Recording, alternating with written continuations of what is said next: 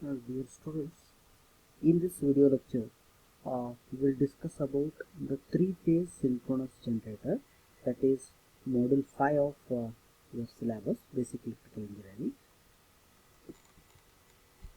In this video lecture, I am trying to discuss the introductory part of the three-phase synchronous generator and what is the principal operation of this three-phase synchronous generator, some construction features and types of three-phase synchronous generator, and last I am going to discuss about what are the advantages of having the stationary armature and the rotating field. Uh, we know that in an electrical machine which converts the mechanical energy into electrical energy of the alternating current in nature is called as alternator or AC generator. We studied DC generator in the previous model. Now we are talking about the AC generator. AC generator is also called as alternator. It is also called as synchronous generator. So now let us discuss what we mean by alternator or the AC generator. So one thing is very clear here: whatever the electrical machine, the machine it is purely electrical. That electrical machine is connected with some mechanical engines. So whatever the mechanical energy is given by that machine will be converted into electrical energy. Means we are generating the electrical energy from the mechanical energy. Whatever the generated energy is there, that is alternating in nature. That's why it is called as alternator, and as it is generating AC energy, AC power, so it is called as AC generator. So another name given to this is a synchronous generator. Why it is called as synchronous generator? So its operation is in synchronous with other generators. So all the generators are always synchronized or other AC sources when it is operated along with them. So because of that, it is called as the synchronous generator. Let us discuss the principle of operation of the synchronous generator. Synchronous generator or an alternator operates on the principle of Faraday's laws of electromagnetic induction. Already we studied Faraday's laws of electromagnetic induction several times in the previous modules. It says that whenever the magnetic flux which is linking the armature conductor, it changes the EMF induced in that particular conductor. So whatever the EMF which is induced, its direction is given by the Fleming's right hand rule. Already we studied what is Fleming's left hand rule and what is Fleming's right hand rule in the previous model. So whenever there is a relative motion between the conductor and the magnetic field, then automatically EMF or induced EMF, whatever it is generated, is called as the dynamically induced EMF. In the next slide, we'll see about in alternators what are the types of construction. So there are basically the two types. One is, the first type is, in the first type we are having the stationary field winding.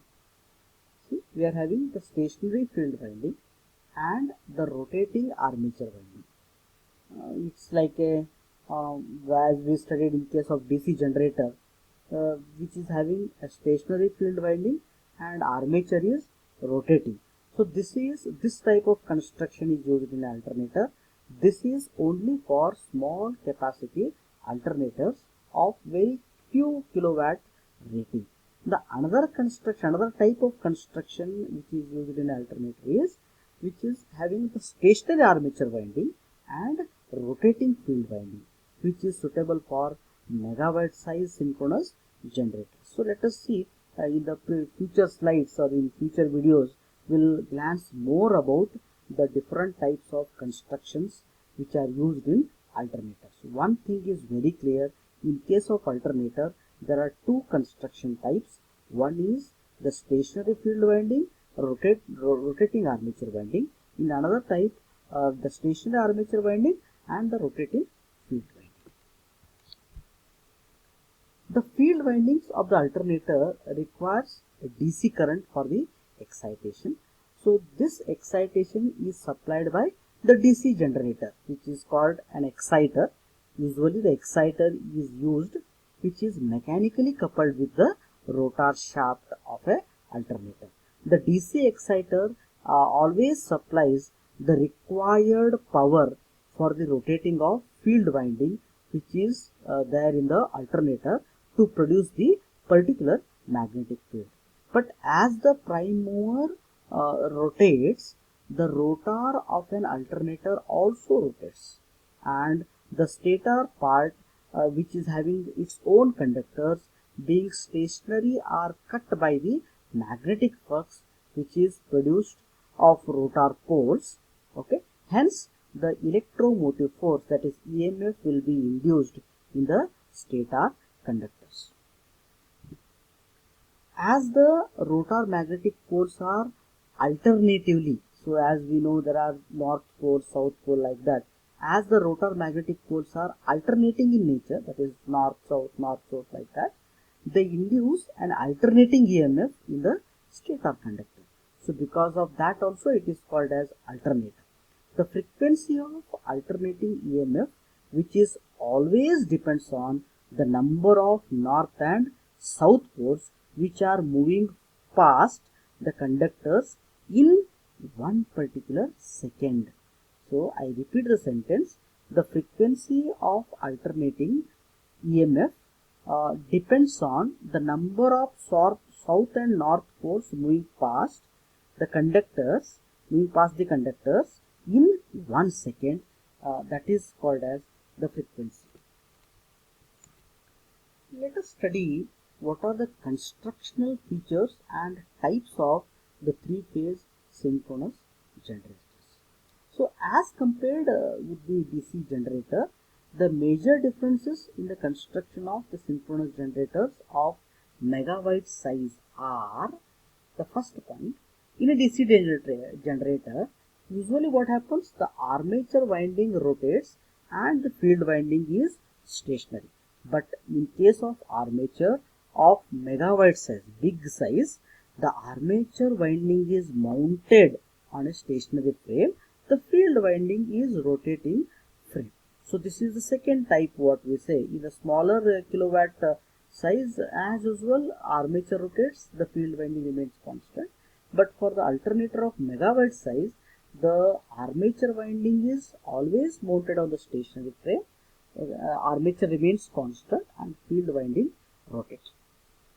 The stationary armature of an alternator is connected directly to the load which receives the AC supply, and the rotating field winding is always connected to the DC supply using two low capacity slip rings. This makes the construction of the alternator very simple. Let us discuss what are the advantages of having the stationary armature and the rotating field. This is the difference between DC generator and alternator. So in case of the DC generator, as I said, the armature rotates, the field remains constant. But the one more construction feature of the alternator is usually the armature remains stationary and the field will be rotating. What are the advantages of that? That is, the very first advantage is the insulation of stationary armature conductors working at high voltage. I repeat the sentence. Whatever the stationary armature conductors are there, which are working at very high voltage, its insulation is very easy. The insulation of that is very easy. As this is the first advantage. The second advantage is whenever we do the tappings of electrical energy, that is from the stationary armature, is very simple. Okay. Then the third advantage is whenever we use the use of the slip rings and brushes are eliminated as our load is directly connected to the alternator terminals. I explain this once again. What happens is the use of the particular slip rings and brushes whichever we use, that is completely eliminated because the load itself is directly connected to the alternator terminals. Then the last advantage is the machine can operate at higher speeds, enabling a larger output from the alternator. What is the meaning of this fourth sentence?